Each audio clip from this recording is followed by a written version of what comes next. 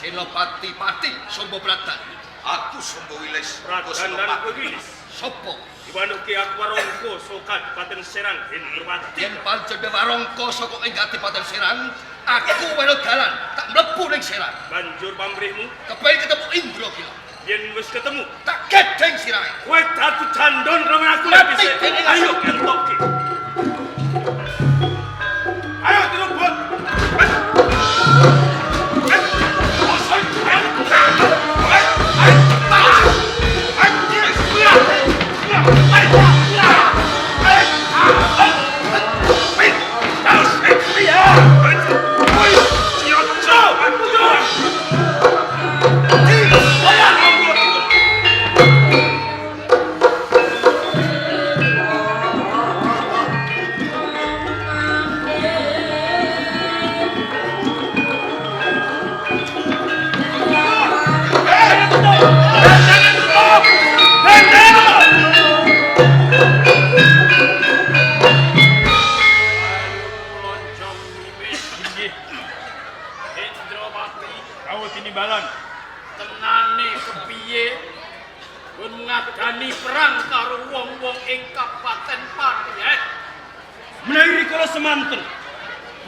Prajurit Serang tanding yuda kalian Mertokusumo. Kula kinten mboten badhe mbantu kalani. Iya. Kadipaten Serang pikantuk kamenangan. Nanging Kanjeng Adipati, sakjroning kula jagi perpet wonten tebes ing Kadipaten Serang. Wonten senopati kekalih kang aran Sombo Pradan lan Sombo Wilis. Kuwi kula wong pati. Leres. Ya. Sak temah maju wonten daerah Ranggono mesah kalian tiang-tiang Kadipaten Serang. Prajurit ingkang kula tindhi mboten kuwawi ngranggulangi kridane senopati kekalih Sombo Pradan lan tane kowe kalah. Kula kasalah. Mangrume. Piye? Monggo dipun warang-warang. Yo kene kowe nyandhek marang lekasku. Mboten ateges kula niku ngiyas dhateng kula. Sinten ingkang dereng ngertos kondangipun Hadipati saking Serang. Ya kene kowe ngerti nanging menawi panjenengan kelampah mesah yuda kalian Sombo Pradan lan Sombo Wilis, menawi panjenengan pikantuk kamenangan mboten kondang. Nanging dumawah koso wangsulipun menawi panjenengan kasoran tartamtu anjejer wirang. Kula nggadahi sarana, kula nggadahi riget. Apa rigenmu teh? Tasih kathah senopati perang saking Kadipaten Serang ingkang dereng dipun abar wonten daerah Ranggono. Sapa wae sing durung nate perang ana ing Danaka. Mboten sanes kadang panjenengan. Kekalipun Retnu sebulan kalian kedalingan. Selagi ning kowe wae ora kuwowo ngadepi senopati sakloron Sombo Pradan Sombo Wilis, kapara dina iki kowe matur kadangku sakloron kae pawak wanita apa ya bisa ngalahke prajurit sangka ing Kabupaten Pati. Nyuwun sewu saderipun ingkang kawastanan perang menika kedah ngginakaken reka daya lan paweko. Ya, menawi kangge sarana kekiyatan tiang-tiang Serang menika kasoran, nanging kedahipun ngangge akal supados pikantuk kamenangan. Panjenengan boten ngertos menawi Sombo Pradan lan Sombo Wilis menika senopati agol-agole wonten ing Kadipaten Pati, nanging adane senopati priya menika wonten karingkianipun. Ya.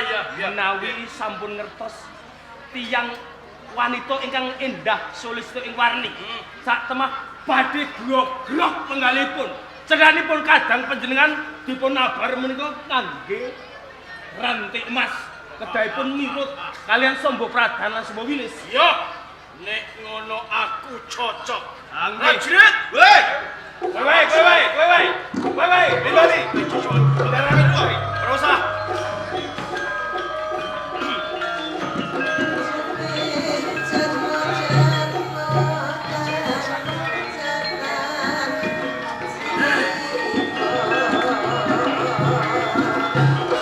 Kersane ngono ora mentolo nyawang kadang sebabipun menapa kan? Nek nganti tak joke perang ngadepi wong-wong ing Kabupaten Pati.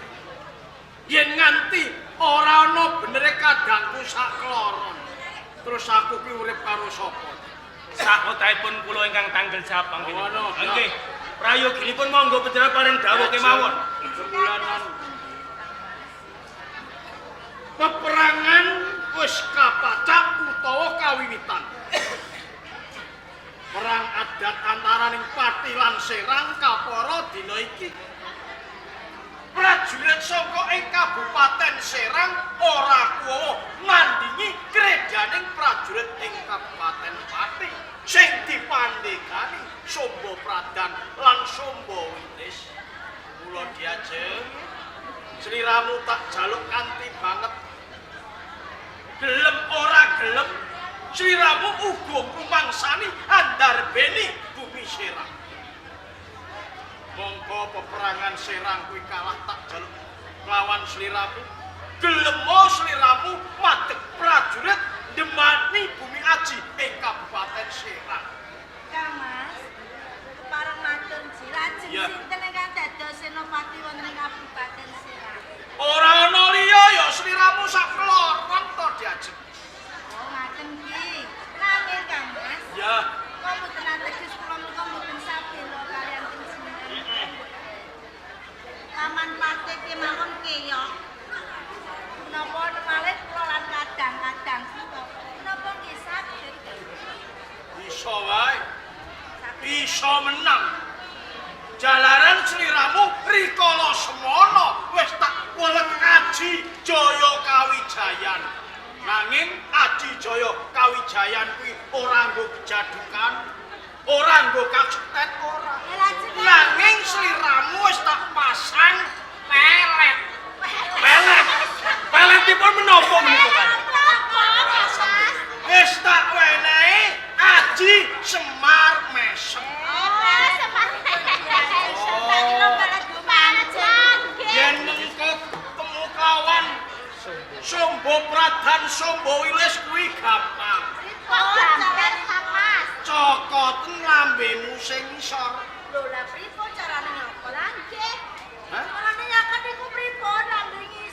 Kadang kok bodoh banget to ya. Tegese dicokot lambene ngisor ki kok ora lambe ngisor ki gak lambene ki lho. Ah, karo ngrapalke Aji Semar Mesem.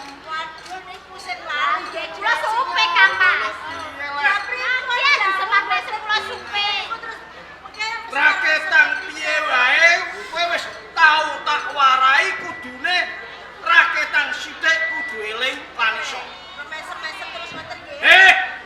Ditirake pisan keras. Salam. Matek ajiku si Semar Mesem. Mut aku inten. Aja mburu. Iki rapal yo, Nduk. Mut aku inten. Manjinga piling aku kiwa lan tengen. Sapa sing nyawang kegiwang? Apa meneh sing nyawang Sombo Pradan lan Sombo Wilis? Aja mangan-mangan nak durung mangan karo aku. Nah iki rapal yo, iki rapal.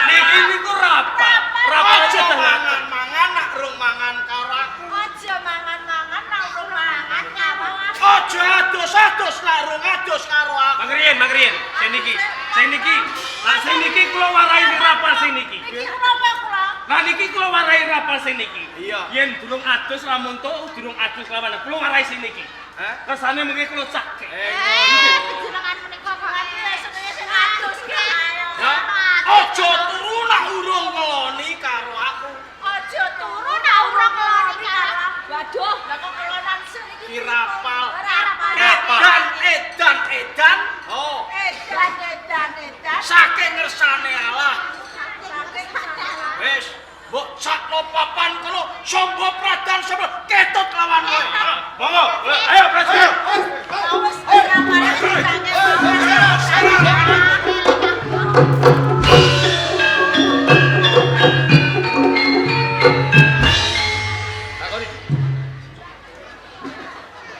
Campuh perang dumadi pati dalah Serang. Nalika semono sing ngadepi wong Serang ora ana liya patih ana ing Serang Indrapati. Nanging kanthi nyata ning pengarepanku ana kuwe sak kloron. Retna sembulan dalah retna kedalingan. Apa kang dadi karep nganti mapaki marang laku? Aku wani mampaki marang lakumu jalaran. Iya. Dina iki kang dadi senopatene Kadipaten Serang aku lan kadang. Kowe dadi senopatene Serang. Ajake kok padha guyu. Lah, kowe ngino marang aku. Ora kok ateges aku ngino marang kowe sepurane. Lah kok kowe Biyen pancen aku ngajeni. Saiki wong liya broyo. Tanpa guru aku ngajeni. ora sah ora mbok ajeni ya ora apa-apa. Kowe ngopo? Atasing senopati Serang. Ya. Gitu. Sing jagul-jagul apa meneh patih Serang sing kaya uncek iku mau. Iki tak singkirake. Kowe kok ngino karo patihku. Kanthi nyatane ora bisa. Nyatane ora kulo ngadepi aku Pradan Wilis. Terus karepmu? Kowe minggir sedulurmu Indra ki tak serete munggah ana ing patih. Sumba Pradan lan kowe Sumba Wilis. Iya. Bisa kowe nyeret barang kadangku. Ning entek aku karo kadangku wis gempletak ana ing papan kene. Oh. Oh, piye kadang e? Eman-eman iki mati, eman-eman isih ayu. Lho kok eman kok? Senajan kowe rondo ning rondone piyayi ya tetep ayu. Sing gemletak iki piye aku? Makane padane papan kene. Lho ora eman-eman. Iya. Nganti mati eman-eman mergo ayu. Ora ketang rondo deres. Ah ngene wae. Kanggo nyirep pati lan Serang nuwuhake karukunan, ya. Ya. Wong aku senopati ya wis kemampu. Apa? Lah kowe ora kemampu ya aku padha. Nah, durung duwe bojo isih Joko. Tinimbang kowe dadi rondo tak openi. Kowe iku durung duwe bojo. Hong, Blas. mergo nengenake bab Kaprajan. kaprajan ngiwakake kapribaden. Lho. Kowe arep openi karo aku. Heeh. Apa salahe kowe wong sak kloron aku wong sak. Pancen bener ora salah. Nek. Ora kleru, ora luput. Kowe kok ngerti seleraku sing gedhe. Ya iya. Ora duwe rasa tresno marang kowe kabeh. Kalamun kowe ora gelem nampa, perang bakal dumadi. Nek kok perang dumadi aku ora wedi ngarep aku wis mangkondo karo. Terus sebulan kowe entuk dalingan. Satengane kowe wis sawetara suwe. Nggonku nyimpen rasa marang kowe. Nalikane kowe dadi putri timan kuwi Kadipaten Pati. Dicaoske dening Kanjeng Adipati Tomboronegoro. Tak kalep aku pengen ngalap randamu jajah. Bukan kaya ngono ku minta sapa prajan. Apa salah? Nanti aku kan marang kowe maju ono ing medan. Kowe dadi senopati perang saka Kadipaten. Apa ana oleh bojo? Apa perangmu sapa Kadipaten? Iras tahayu. Dadi maju ning medan apa? Apa kowe mepati senopati? Iras yo golek bojo kaya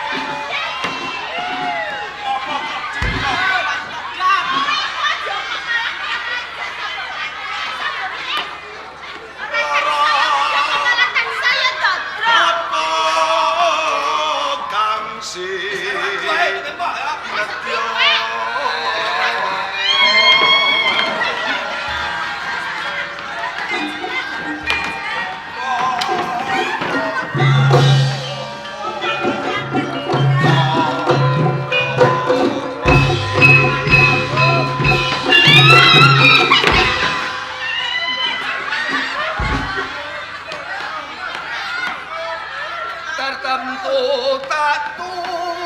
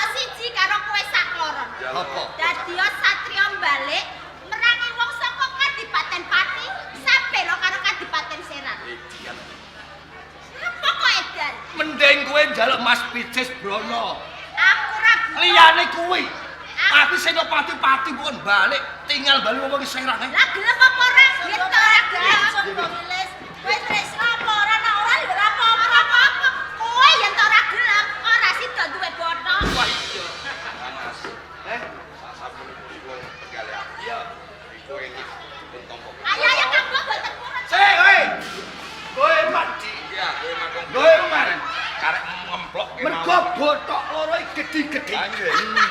Sing setunggal mesti rambuté akeh. Wah, Napa? Satu ngomongan aneh batu orang. tak sakui.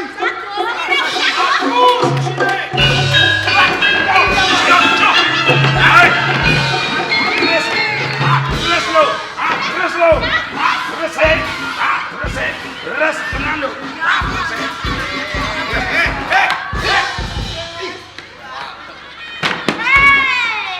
Licik kowe Indra Kila. Sik piye? Kalah okol gunake akal. Roh nek cah lore penepasane. Wong wedok. Lah iya. Jane kowe tak umpani. Piye? Kowe tak pakani. Aku ngerti pakanan sakloron. Apa?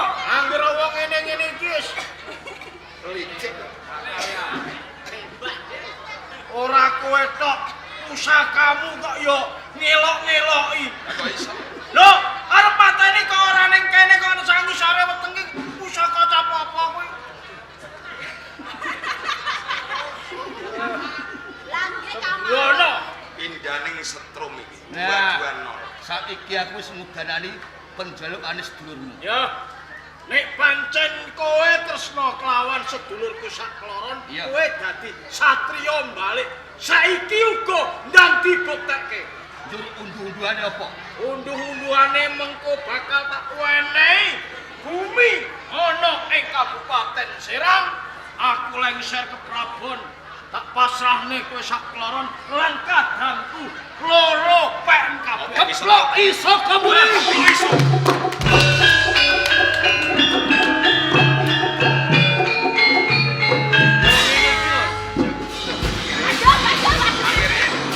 Kang Mas Ipe. Lali. Kula kesupen. Lali. Apa? Kula niki ajeng maju perang. Ya, Nek ora mukti ya mesti mati. iya bener. Lah upama aku mati durung njaluk ambung bojoku. Kula tak Tanggone sangu. Nyuwun sewu nyuwun pamit. Ayo kowe lho bocah. Dari siramu sakloron, mbok wenehi ambung apa ora? Nanti penjenengan dia merepapun nyawang kok kamu. Dengan mriko sampean sampean tuwek gerangan mojok mriko ampun. Kula isih kamar. Kok isin iki piye? Langge. Ron. Nah, kok sing ngambung apa mbok ngomong apa? Rene. Ngambung lae.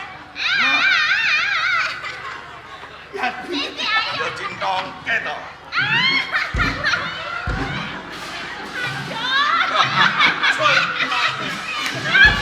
Sampeyan iki ora gampang.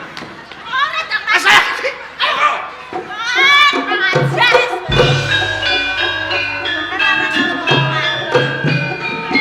Bali Senopati Giragas. Ya jeng. Lakon wong pati padha bentak sirahe, padha bentak. Ayo, bali ing sirahe.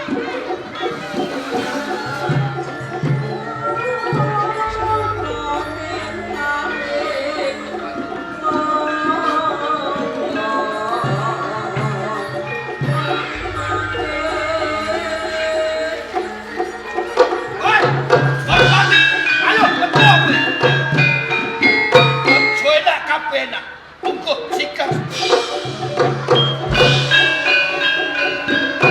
Sumbo pradang lan sumbo.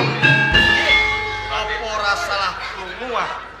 Lamun to kowe sumbar-sumbar nang nantang-nantang lawan wong pati. Boten. Pancen perkara niki boten badhe kula silaki.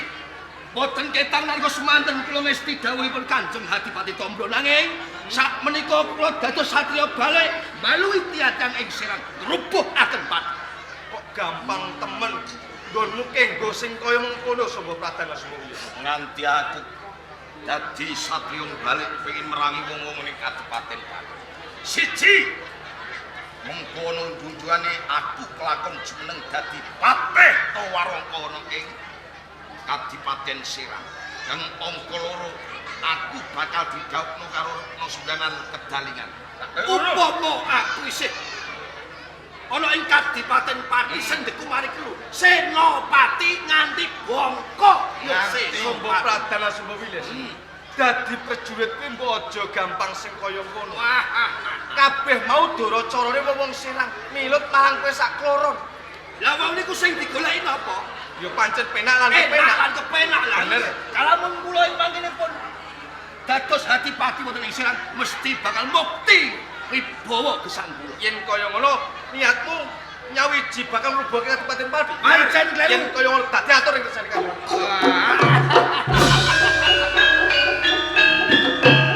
Ora wani. Aja nganti bali ning sirah kawas. Monggo dipun bacetaken rupiah Kadipaten Pati.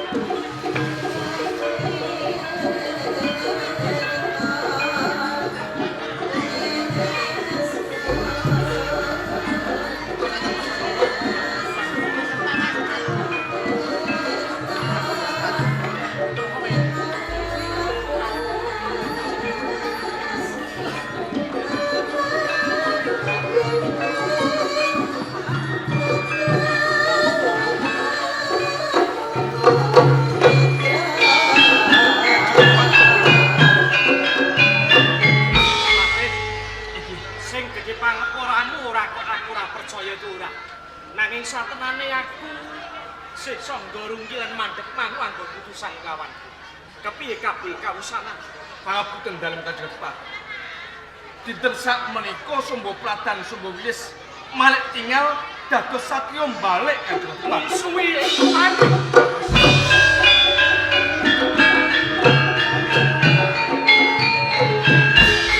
Pambudidayamu kepiye ki, Pak? Boten kirang-kirang anggen kula ngemotaken. Nanging niatipun sampun gembleng dados tunggal. Menawi tos sabela kalian tiang-tiang Kadipaten Serang menika kathah undu-unduanipun. Apa, Pak?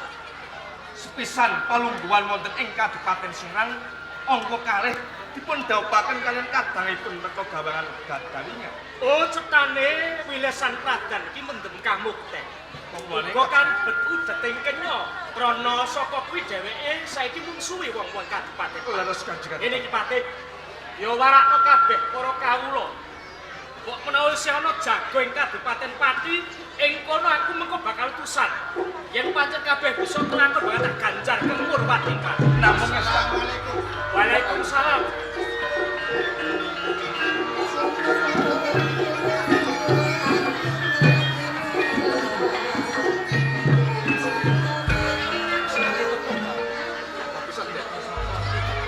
Sana, ora teges aku tambuh kelawan sira ping cetane aku durung panjut.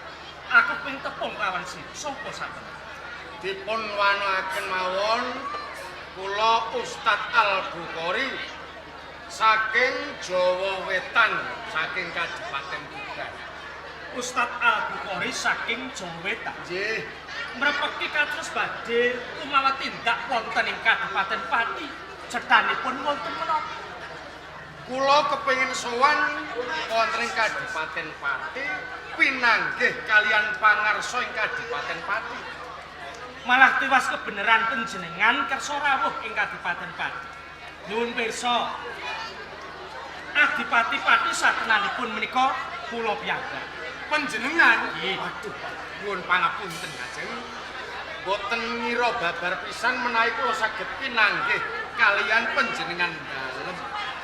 Lajengan gadhe kersa menapa kok panjenengan kepengin ketemu kalian? Kula namung badhe nglarah kadang kula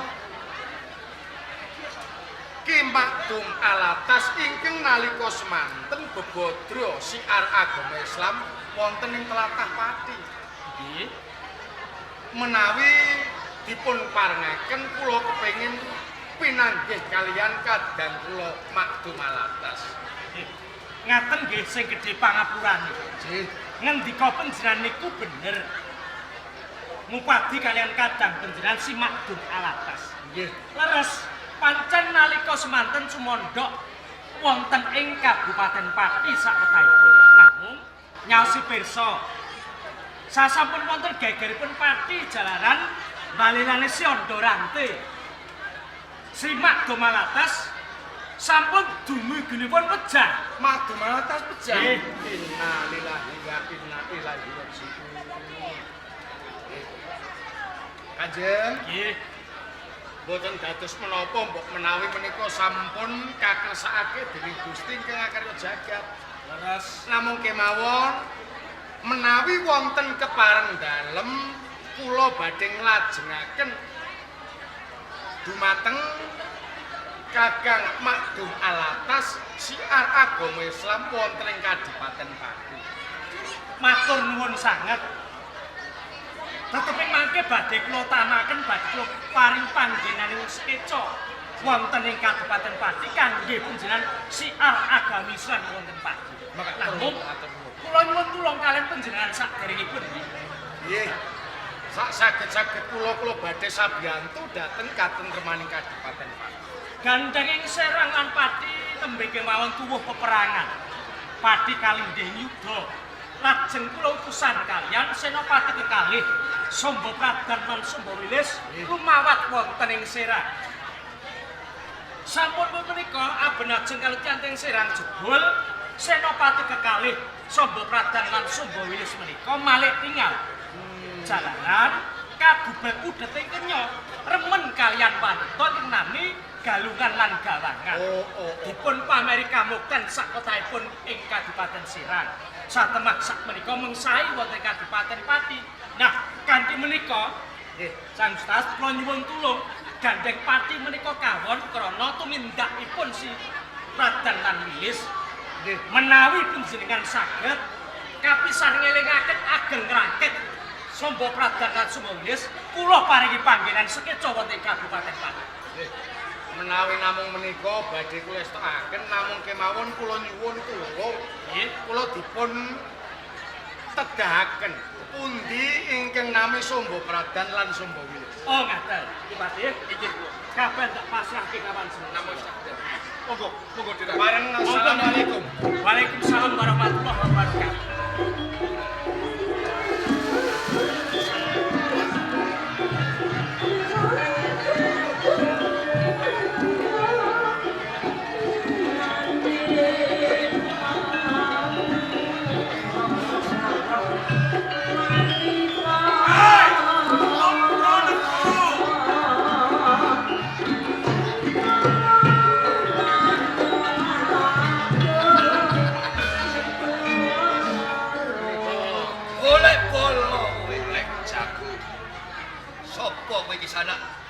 Kenal ke Ustadz Al-Bukhari ya? Yen ngono ora wong saka Pati. Dudu. Saka ndi? Saka Tuban, Jawa Wetan. Jawa Wetan saking Tuban. Apa andasmu? Aku kepengin ketemu senopati sing kondang sing jenenge Sombo Pradan lan Sombo Wilis.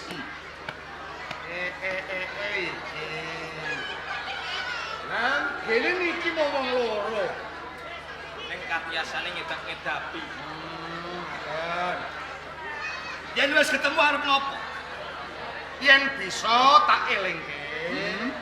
Tak jak bali ana Kadipaten Pati. Mergo tanggung jawabmu marang Kadipaten Pati kuwi gedhe.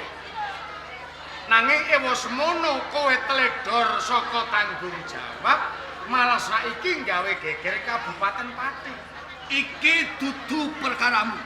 Nanging perkaraku mula kanthi kuwi kowe aja cedak-cedak celeng sing lagi bupak mundhak kesipanan betok.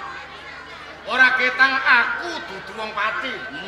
Nanging aku kapasrahan dening Kanjeng Adipati Pati sepisan ngelingake kowe. Dene ora bisa kowe bakal tak rangket tak sowanke ning ngarep. Yen ngono kowe arep nantang Senopati saha Serang. Nek pancen kaya ngono ayo adu arep aku pengen Kaya ngono maju legane atimu. Ora nyajan nantang kowe.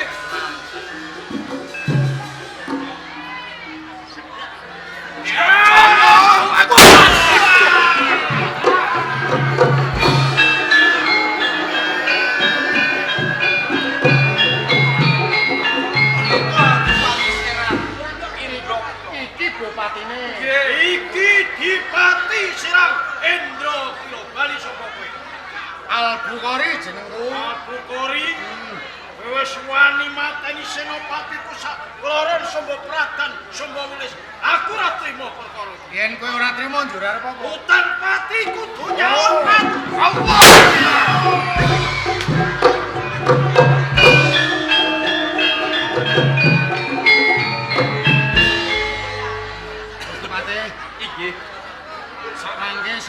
Pradan Sombowile sampun pejah napa malih Adipati Serang pramila monggo kundur dados atur wonten Pangeran.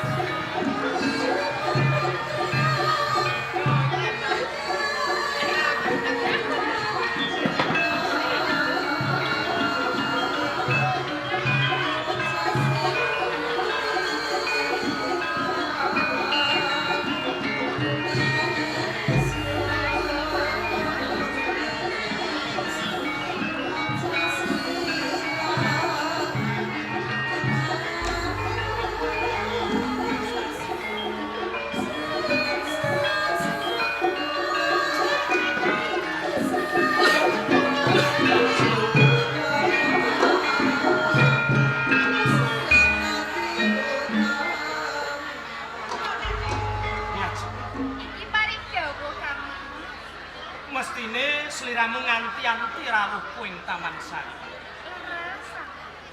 Kadengaran anggonmu ngabdi busana katon besus. Kok beda kelawan adat saben dia? Ya, ngantos kula maca ngabdi salira ingkang besus. Kesanipun menika boten nisemake asma panjenengan Kakang. Sejene saka pirak nambahi tresnaku kelawan sliramu. Wis ngancik pirang sasi anggonmu mbok kepunan jabat. Menika sampun sangat candya. Kapara sampun lek. Wis meh lek punan jabang bayi. Direksa kang becik jalanan kuwi besok kang bisa nyambung sejarah ing Kadipaten Pati sawisipun Kakang lengser Palembang. Diajeng Karing dawuh Kang. mumpung ana wektu kang longgar satemane pun Kakang kapan banget kelawan sliramu. Kepengin saresmi andon asmara mirunggan sakutuwe kelawan sliramu. Catet jatan benten ingkang kula raosaken. Panjenengan menika ora asring tindakan ninggalake kula. Sak menika wonten kalodhangan, kula menika pengin lados tenan dhateng panjenengan. Gegarane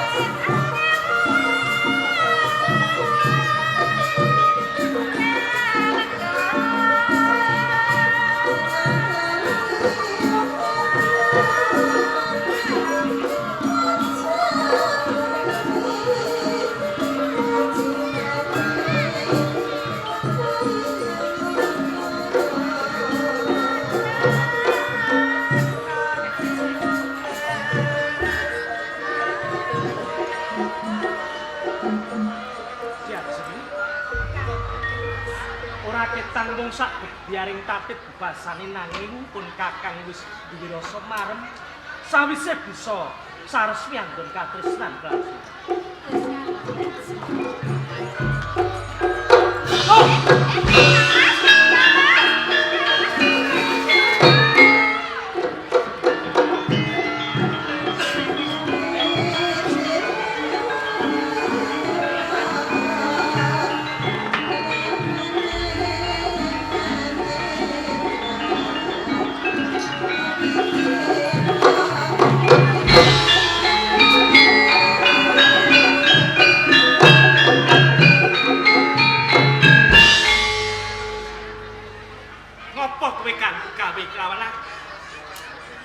Aku ra ana gunane ngajeni karo kowe mbasani karo kowe Tembroyo.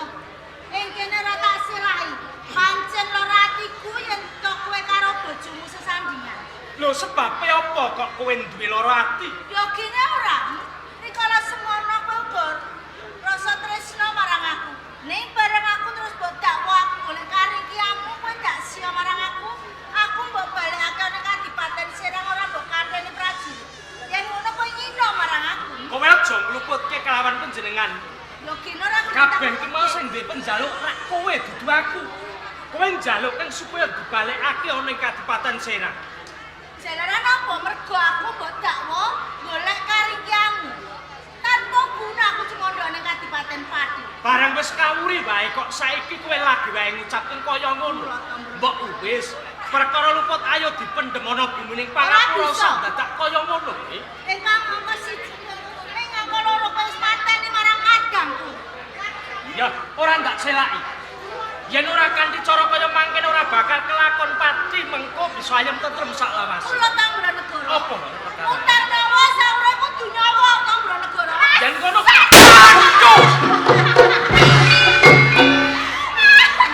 Wicik kowe gawangan lan kowe kali. Utang pati kudu dihormati Tambronegara. Saiki wis lega rasane atiku. Yen aku wis bisa manteni marang kowe. Lha nek gagah yo karo tiga lho. Rekno gawangan apa galungan?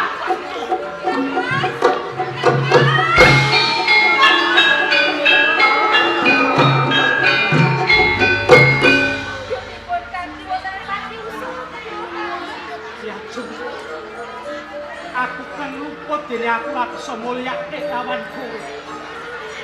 Ana kedadan kaya ngene iki mergo saka tindakan pakan iki. Retno galungan lan gawanku ora trimo. Lawas tekan iki kala masami. Aku titip putraku sing mbok nganggo diajeng. Puni larang kula. Aku wis ora kuat. Aku ora kuat diajeng.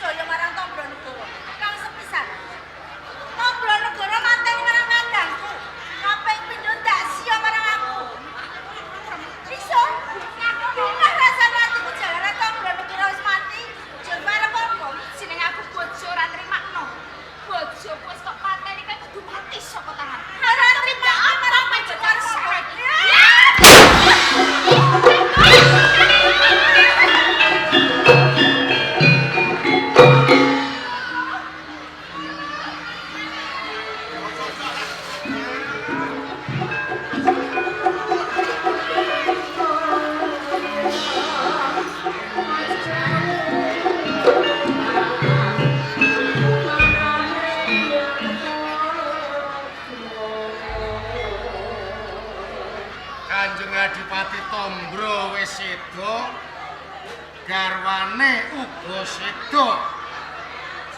Barengi laire putrane. Iki aja tandha-tandha bakal brubuh ing pati pesantenan. Ya, tak jumbuhake karo kahanan putrane Kanjeng Adipati Tombro Negara bakal tak wenehi tetenger tandha negara.